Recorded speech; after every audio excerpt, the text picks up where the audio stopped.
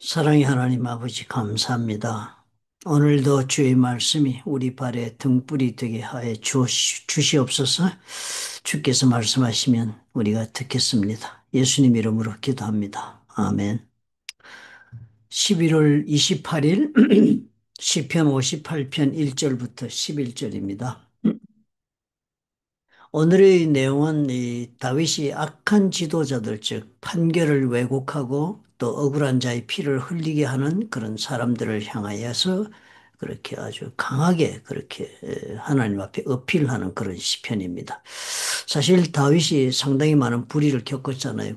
그러니까 개인적으로 아마 이 불의에 대한 그런 하나님도 그런 심성을 양성하기 위해서 키워주기 위해서 아마 고통을 이렇게 많이 당하게 했는지 모릅니다. 그래서 앞으로 자신이 왕의 자리에 섰을 때는 정말 불의를 행하지 않는 왕이 되게 하려고 아마 이런 훈련을 주신 것 같지 않아요?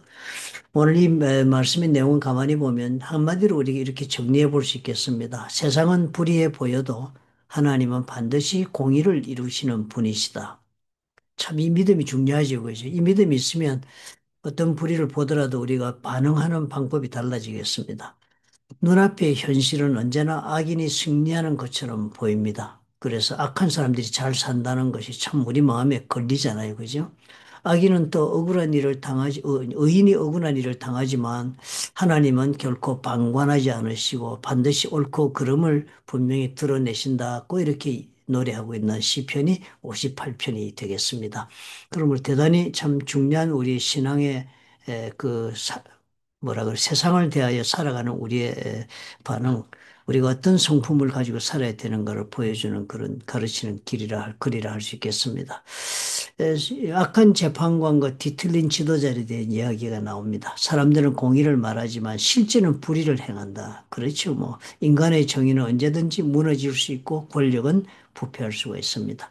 그래서 의인은 때때로 깊은 억울함을 겪습니다. 내가 의인인 어렵게 행하였는데도 불구하고 반드시 보상받는 것이 아니라는 사실을 우리가 경험하는 것이 세상입니다. 다윗은 하나님이 악을 깨부수시고 결국 그들의 힘과 계획을 무력화시키려 달라고 그렇게 강구를 합니다. 사실 이건 복수하는 말처럼 들리지만 복수가 아니라 하나님께서 반드시 바른 판결을 내리신다는 그런 자신의 믿음의 그런 고백이죠. 의인은 마침내 정말 하나님은 살아계시다. 하나님은 반드시 심판하신다라고 고백하게 된다는 것입니다.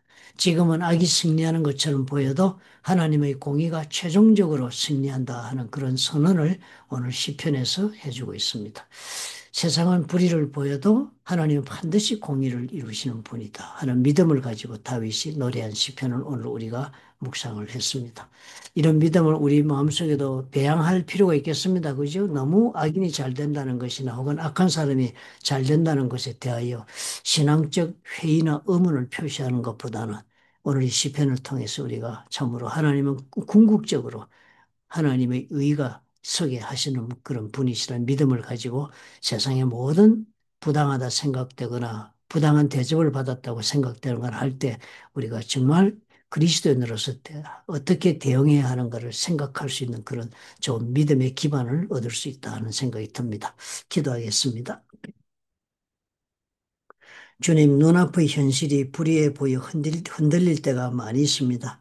그러나 오늘 시편 58편을 통하여 알려주신 것처럼 하나님은 결코 침묵하지 않으시고 반드시 바른 판결을 내리시는 분이심을 믿습니다. 억울함 속에서도 주님의 공의를 신뢰하게 하시고 우리가 스스로 판단하거나 보복하려 하지 않고 하나님의 정의가 이루어질 때까지 믿음으로 기다리는 삶이 되게 축복해 주옵소서. 예수님 이름으로 기도합니다. 아멘. 불의가 아무리 지금 진행되고 있고 내가 불의 때문에 불이익을 당한다, 참을 수 없다 이런 생각이 들 때라도 우리의 마음에 오늘 이 시편을 보고 꼭 배워야 되겠습니다. 하나님은 지금도 그 불의를 보고 계시다.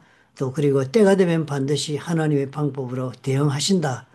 그러니까 어떻게 해요? 억울함이 느껴지고 억울하다 하는 일을 당했을 때도 거기서 내 힘으로 보복하려고 하지 말아야겠고 또 하나님의 손에 맡기는 그런 기다리는 믿음의 마음을 가지고 인간관계 속에서 대응할 수 있으면 우리가 그리스도인의 삶, 또 하나님이 이끌어주는 삶을 삶에 부족함이 없겠다 하는 생각이 듭니다.